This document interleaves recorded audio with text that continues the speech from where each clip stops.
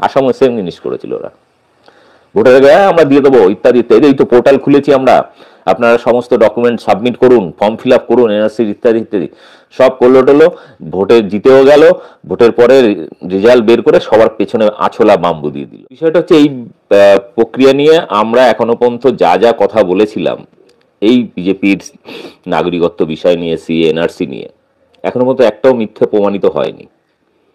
আশা করি আজকের যে ভিডিওতে যে তথ্যগুলো আপনাদের দেব, আশা করি মিথ্যে হবে না। তো আপনাদেরকে আমি এই যে গতকাল থেকে আবার যে নতুন করে হাইপ, মানে সমস্ত গদি মিডিয়াতে চর্চা শুরু হয়েছে, তো সেটা কতটা বাস্তব আর কতটা গুজব, অ্যাকচুয়াল কি ঘটতে চলেছে, কারা আবেদন করতে পারবে, এটা নাগরিকত্বের জন্য আবেদন না অন্য কিছু? কারণ গভর্নমেন্ট বলছে, বা মিডিয়ার মাধ্যমে যেটুকু শুনলাম, অমিত শাহ নাকি বলেছে যে তাদের ওয়েবসাইটে পোর্টাল রেডি করা হয়ে গেছে, যেখানে অনলাইনে আপনি ফর্ম ফিল আপ করে আবেদন করতে পারবেন, আর কোনো কাগজপত্রও লাগবে না। এটা হচ্ছে খবর, কিন্তু বাস্তবে আইনের মধ্যে কি আছে সেই বিষয়গুলো এবং বাস্তবটা কি সেই বিষয়গুলো নিয়ে আজকের আলোচনা। এই যে আবেদন করতে পারবে, ওয়েবসাইটে পোর্টাল তৈরি হয়ে গেছে, কোনো কাগজ দেখাতে হবে না, আপনি ভাবছেন কি সেখানে কি স্বীকার করতে হবে? আপনি খালি লিখতে হবে আপনি কত সালে বাংলাদেশ থেকে এসেছেন, সেই সালটা আপনাকে লিখতে হবে, কোথা থেকে এসেছেন সেই জায়গাটার নাম লিখতে হবে, কত সালে এসেছেন ইত্যাদি। আপনি যদি না হন, আপনার বাবা বা ঠাকুরদা যদি এসে থাকেন, তাদের সব কিছু দিতে হবে। এবং এই ডেটাটা নিয়ে ইন্ডিয়া গভর্নমেন্ট, আপনারা জেপিসি রিপোর্ট পড়ে দেখবেন যে এই ধরনের যখনই কোনো অ্যাপ্লিকেশন হয় তখন সঙ্গে সঙ্গে আইবি বা তাদের যে বিভিন্ন এজেন্সি আছে তারা এই ডকুমেন্টগুলোকে ফরওয়ার্ড করে বাংলাদেশ গভর্নমেন্ট যাচাই করে দেখে সেই সময়কার ভোটার লিস্টে তাদের নাম আছে কিনা, ছিল কিনা, যে সত্যি বলছে কিনা, এই অ্যাপ্লিকেশনে যে দাবিটা করেছে, স্বীকারোক্তিটা দিয়েছে সত্যি কিনা। যখন দেখবে যে ওখানে নামের লিস্টে আছে এবং কি কারণে ওখান থেকে তিনি পালিয়েছিলেন সেই সেখানকার গ্রাউন্ড রিপোর্ট যাচাই করবে, যদি দেখে না এরকম কোনো ঘটনা ঘটেনি, খালি এখানে এমনি নর্মালি জায়গা জমি বিক্রি করে পালিয়ে এসছে, তাহলে তো ধর্মীয়করণ হলো না, অত্যাচারিত হয়ে এসছে এরকম তো হলো না, অবভিয়াসলি সে পাবে না, তাকে ধরা হবে না। এবার মুশকিলটা হচ্ছে আসামের উদাহরণ দিয়ে, যেটা বিজেপি যেখানে নাগরিকত্ব দিয়ে দেবো, ডিটেনশন ক্যাম্প ভেঙে দেবো, সেই নরেন্দ্র মোদীর বিখ্যাত ভাষণ 2014 সালে, আপনাদের মনে আছে, এর আগে দেখিয়েছিলাম এই ভিডিও। তো কি হলো, সেখানে ক্ষমতা এলেন, দুহাত তুলে বাঙালি হিন্দুরা, অমুসলিমরা সবাই দুহাত তুলে ভোট দিলেন। ভোট দেওয়ার পরে লাস্ট এনআরসিতে 19 লক্ষ লোকের নাম বাদ গেল, সেখানে প্রায় 15 লক্ষর কাছাকাছি বাঙালি হিন্দু। তাহলে ব্যাপারটা দাঁড়িয়ে গেল, তাদের কথা এখন শুনছে না, এখন ওই কারণে বিজেপি ছেড়ে ছেড়ে সেই বাঙালিরা নিজেদের বাঙালি রক্ষা কমিটি এরকম বিভিন্ন রকম মঞ্চ খুলে তারা আন্দোলন শুরু করেছে। এই যে তার মানে যেটা আবেদন করার জন্য যে ভাওতাবাজিটা দিচ্ছে ভোটের আগে, এটা শুধুমাত্র এটা আই ওয়াশ, চিহ্নিতকরণ হয়ে গেলে আপনি একটা কমন সেন্স একটা জিনিস ভাবুন। কিন্তু এখন যে চিহ্নিতকরণের খেলাটা শুরু হচ্ছে, অনলাইনে আপনাকে কাগজ দিতে হবে না, আপনি আবেদন করলেই আবেদন করতে পারেন অনলাইন পোর্টালে ফর্ম ফিল আপ করে, কত সালে এসেছেন, কোন জায়গা থেকে এসেছেন, সেখানকার ঠিকানা, এটার সাথে নাগরিকত্ব দেওয়ার কি আছে? রামসাম একটা ধরুন তারিখ দিয়ে বলে দিল এত সালে এসছে, কোথা থেকে এসছে, সেখানকার ঠিকানা কেন চাইছে? তার মানে হচ্ছে যে সেখানকার তদন্ত করবে ওই সালে ওই সময়ে ওখানে ধর্মীয় কোনো ঝামেলা হয়েছিল কিনা, কোনো হিন্দু পরিবার তারা ঘরবাড়ি ছেড়ে পালিয়েছিল কিনা, না সত্যি সত্যি তারা খুব সুস্থভাবে জায়গা জমি বিক্রি করে বেটার লাইফের জন্য, ভালোভাবে বাঁচার জন্য তারা ভারতমুখী হয়েছিল। এবার যদি কোনো লোককে পায় যে সেখানেও অ্যাক্টিভ এখানেও অ্যাক্টিভ, কারণ এরকম বহু মতুয়া উদ্বাস্তু আমি ফ্যামিলি চিনি যারা দুদেশেই ভোটার কার্ড, আধার কার্ড, মানে নাগরিকত্ব, পাসপোর্ট ইত্যাদি সব রয়েছে, ভোটের সময় ওখানে গিয়ে ভোটটা দিয়েছে, ওখানে সম্পত্তিটাকে ব্যালেন্সে রেখেছে, আবার এখানেও সম্পত্তি করে ব্যালেন্সে রেখেছে, বহু আছে এরকম। তো যাদের মোটামুটি ভোটার লিস্টে নাম আছে বাংলাদেশে, সে নিজের হোক বা বাপ ঠাকুরদার হোক, তারা নাগরিকত্ব পাবে না। এটা পরিষ্কার শুনিয়ে দিয়েছে শান্তনু ঠাকুর এবং কবিয়াল অসীম সরকার, মানে একজন এমপি একজন এমএলএ। তারা কিন্তু অলরেডি বলে দিয়েছে, এই নিয়ে ভিডিও আছে, সেখানে তাদের ভিডিও ফুটেজ দেওয়া আছে, এবং তারা বলে দিয়েছে নিঃশর্ত নাগরিকত্ব হবে না, শর্ত সাপেক্ষেই হবে।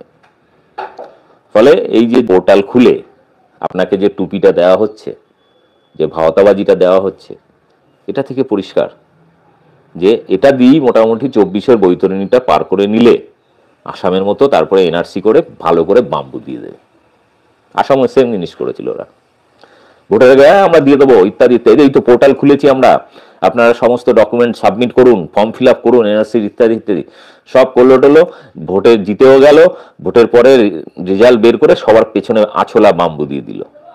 এখন এই যে সমস্ত বাজারি খবরে যারা বিভ্রান্ত হচ্ছেন, ভাবছেন যে এই তো পাইয়ে গেছি, লটারি পাইয়ে গেছি, ভুলে যান। দুহাত তুলে হরিবল হরিবল করার আগে একটু ঠান্ডা মাথায় ভেবে দেখুন। আচ্ছা, যে ওয়েবসাইটটা পোর্টালটা খোলার কথা বলেছে, যেখানে ডকুমেন্ট ছাড়া আপনাকে অ্যাপ্লিকেশন মানে ফিল আপ করতে হবে, সেখানে কি লিখতে হবে, কত সালে এসেছিল, কোন জায়গা থেকে এসেছিল, সেখানকার ঠিকানা, এটা নিয়ে সরকার কি করবে ভেবে দেখেছেন কখনো? এই এই অ্যাপ্লিকেশন করতে করতে প্রায় ধরুন 5-7 কোটি সারা দেশে মতুয়া উদ্বাস্তু রয়েছে, মানে বংশ বিস্তার করে এখন এই সংখ্যাটা এরকম। সেই লোকগুলোর এই অ্যাপ্লিকেশন নিয়ে সার্চিং করতে কতদিন টাইম লাগবে, তদন্ত করে ঝাড়াই বাছাই করতে কতদিন সময় লাগতে পারে? ভোটের আগে তো সম্ভব নয়, কোনোভাবেই সম্ভব নয়। তাহলে আরও 2-4 বছর 5 বছর কাটিয়ে দিতে পারবে, শুধু এই অ্যাপ্লিকেশন হচ্ছে, অ্যাপ্রুভ হয়েছে, রিজেক্ট হয়েছে, অমুক হয়েছে, তমুক হয়েছে, এই করে করে আগামী 5-10 বছরের একটা প্রকল্প কিন্তু বিজেপি তৈরি করে ফেললো। বুঝেছেন? এটা হচ্ছে জাস্ট পরিস্থিতি। এই নিয়ে আরও বিস্তারিত আপনাদের সামনে ভিডিও নিয়ে হাজির হব কয়েকদিনের মধ্যে। আগে পোর্টালটা চালু হোক এবং পোর্টালে কি কি রয়েছে কলকবজা, সেগুলো নিয়ে একদম ডিটেলে আপনাদের সামনে তুলে ধরবো এক্সপোজ করে। ফলে যারা ভাবছেন এই তো পোর্টাল চালু হয়ে যাচ্ছে, এই তো সেখানে মুচলেখা দিয়ে আমি বলে দেবো, তারপরে ফর্ম অ্যাপ্রুভ হয়ে গেলে আমি নাগরিকত্বের জন্য আবেদন করতে পারবো। ওই একটা কথা আছে না, নদীর একুল কি যেন, একুলভাবে ছাড়িয়া নিঃশ্বাস, অকুলেতে সর্বসুখ আমার বিশ্বাস, গাছে কাঁঠাল গোপে তেল। এই প্রবাদগুলো এমনি এমনি চালু হয়নি, এবং বিজেপি আর এস এস এমন ধুরন্ধর এবং এত মানে শেয়ানা, তাদের সাথে আপনার মতো লোকেদের, আমরা যারা এই সমস্ত নিয়ে ঘাটাঘাটি করি, গবেষণা করি, আমরাই ওদের কাছে মাঝে মাঝে পেরে উঠি না। আর আপনি তো একদম পাবলিক, সাধারণ পাবলিক, না রাজনীতি জানেন না অর্থনীতি বোঝেন, খালি নেতাদের কথায় দলদাসের মতো ফ্যাল ফ্যাল করে নাচানাচি করেন। আপনাদের তারা তো ওদের এই বিচক্ষণতার সামনে, চাতুরতার সামনে আপনি এখন তুচ্ছ, এটা মাছির থেকেও তুচ্ছ। যাই হোক, প্রত্যেক অনুরোধ করব ভিডিওটি শেয়ার করুন, আর যে যে বিষয়গুলো তুললাম বিষয়গুলো মাথায় রাখবেন।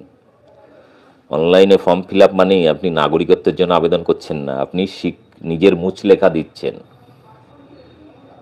মানে নিজেকে চিহ্নিত করছেন যে আমি বা আমার বাবা বা ঠাকুরদা তারা এত সালে এসেছে, বাংলাদেশে অমুক জায়গায় ছিল। আচ্ছা, এটা জেনে ওদের দরকার কি? সরাসরি অ্যাপ্লিকেশন করতো।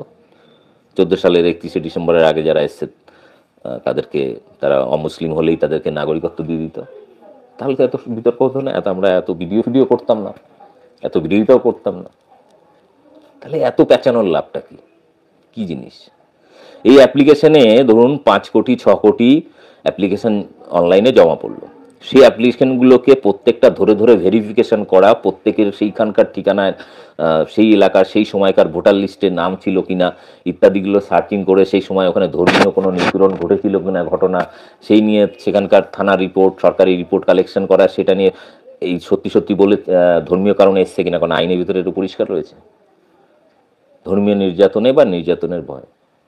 তো যদি কেউ ওখানে জায়গা জমি টাকা পয়সা দিয়ে বিক্রি করে আসে, আর সেই রিপোর্টটা যদি ভারতবর্ষের পুলিশ বা আইবি ডিপার্টমেন্ট পায়, তাহলে আপনার অ্যাপ্লিকেশনটা রিজেক্ট। এবং সেখানে যদি ভোটার লিস্টে আপনার বা আপনার বাবার নাম পায়, রিজেক্ট। এরকম কজন আছেন যে বাংলাদেশে এত বছর ছিলেন কিন্তু ভোটার লিস্টে নাম নেই? এরকম কজন ব্যক্তি আছে? আছে কেউ? ফলে বুঝবে চাচা বেলা হলে, বাঙালির এখন জাতির মেরুদণ্ড ভেঙে দিয়েছে বিজেপি আরএসএস।